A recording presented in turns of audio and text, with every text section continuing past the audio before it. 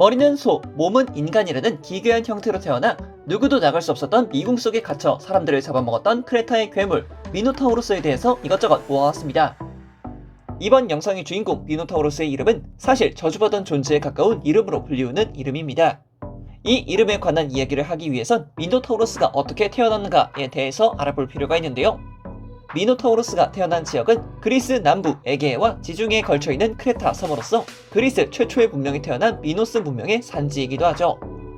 그리고 이 크레타 섬에는 그리스 신화의 주신 제우스와 그가 사랑했던 여성 에우로파 사이에서 태어난 아들 중 한 명 미노스가 있었습니다. 미노스는 다른 형제들과 결혼해야 하는 차기 왕선에서 자신이 왕이 되기 위해 바다의 신 포세이돈에게 도움을 빌고자 합니다. 그래서 미노스는 포세이돈에게 간절한 기도를 올렸고 포세이돈은 이 기도에 대답하듯 미노스에게 늠름하고 아름다운 흰 수소 한 마리를 보내주게 되면서 크레타의 민중들은 신이 선택한 크레타 차기 왕은 미노스다 라며 그를 왕위에 앉히는 데 성공합니다. 포세이돈의 도움을 받아 왕이 된 미노스는 왕이 된 뒤 뭘 해야 했을까요? 당연히 신에 해당하는 포세이돈에게 감사 표시와 포세이돈이 건네주었던 수소를 돌려줘야겠죠. 하지만 이 수소가 마음에 들었던 미노스는 자신의 영지에 있었던 흰색 소와 포세이돈이 건네주었던 수소를 뒤바꿔서 건네주게 됩니다.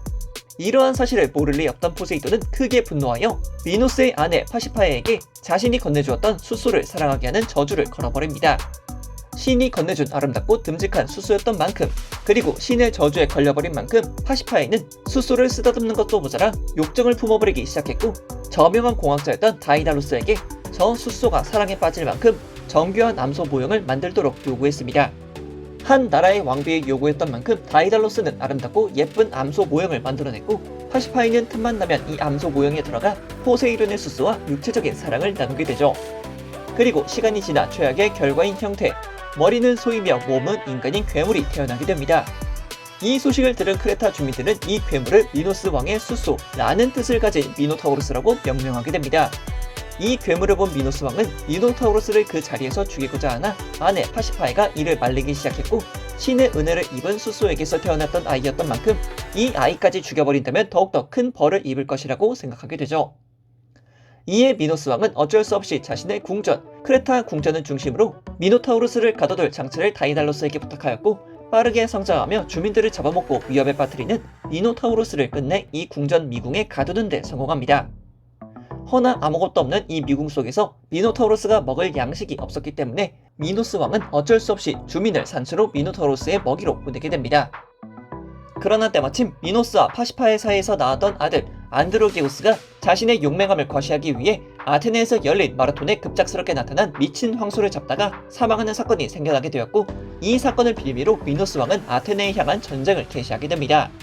여기서 참 웃긴 이야기는 아테네에서 나타난 이 미친 황소는 포세이돈이 미노스에게 주었던 그 흰 수소였고, 포세이돈은 이 수소를 미치게 하여 크레타 주변을 어지럽히는 골칫덩이로 만들었습니다.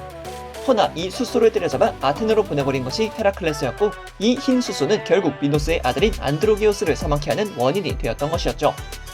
어쨌든 아테네와의 전쟁을 일으켰던 미노스 왕은 이 전쟁 속에서 자신의 아버지 제우스의 도움을 받아 아테네와의 전쟁을 승리로 이끌었고, 이때 미노타우로스에게 줄 산재물을 아테네 쪽에 요구하게 됩니다.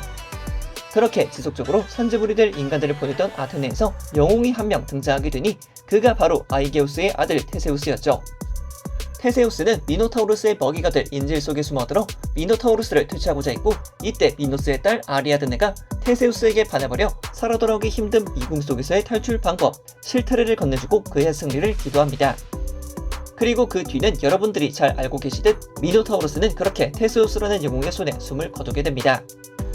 미노타우로스의 인생은 정말 어둡기 그지없었습니다. 신에게 거짓을 포한 아버지의 죄, 그리고 그런 아버지에 의해 수소와 육체적인 관계를 맺어버린 어머니, 평생을 가족과 함께하기는커녕 탈출구를 찾을 수 없었던 미궁 속에 갇혀 살아야만 했고, 끝끝내 영웅이라 칭송받기에 할 네임드 괴물이 되어버린 그의 삶 자체는 비통함 그 자체가 아니었을까 합니다. 그럼 이어서 여러분들이 미노타우로스를 접하시거나 알게 된 대중매체들에 관해서 살짝 알아보도록 하겠습니다. 먼저 콘솔이나 PC로 발매한 RPG 게임의 대부분 강력한 힘을 가진 몬스터로서 등장했다고 생각됩니다. 주요 게임의 경우엔 국내에서 운영했던 라그나로크 온라인에서 마이노우로스, 메이저우로스와 같은 이름으로 바뀌어 나왔을 뿐 미노타우로스의 외형을 똑같이 하고 있었으며, 그리스 로마 신화를 기반으로 제작했던 콘솔 게임 갓 오브 워 시리즈에서도 자주 출몰했었죠. 그리고 어쌔신 크리드 오디세이에서는 보스격 몬스터로 등장해 그 위험을 잘 나타내주기도 했고요. 그리고 애니메이션 던전에서 만남을 추구하면 안 되는 걸까에서는 주인공 벨과 라이벌 구도를 형성했던 미노타우로스이자 추후 제노스로 환생하는 캐릭터 아스테리오스도 등장하기도 합니다. 그리고 다양한 신화, 영웅, 괴물들의 이야기를 담고 있는 페이트 그랜드 오더에서도 아스테리우스라는 이름의 버서커 클래스가 등장하기도 했고, 마지막으로 여러분이 가장 많이 하시는 게임 리그 오브 레전드의 영웅 캐릭터 알리스타 정도가 있겠습니다. 앞에서 말했던 부분들 말고 여러분들이 알고 계시는 미노타우로스에 관한 요소가 있다면 언제든지 댓글로 달아주시길 바랍니다. 그럼 여기까지 미로와 같은 신화 이야기 6편 미노타우로스 편을 마쳐보도록 하겠고요. 다음 이야기는 불의 검을 휘두른 거인 수르트에 관한 이야기로 찾아뵙도록 하겠습니다. 이번 영상이 재밌었다면 구독과 좋아요 그리고 알람 설정까지 눌러주시길 바라면서 남은 시간은 간단한 퀴즈와 함께 마쳐보도록 하겠습니다. 그럼 다음 영상에서 봐요. 안녕!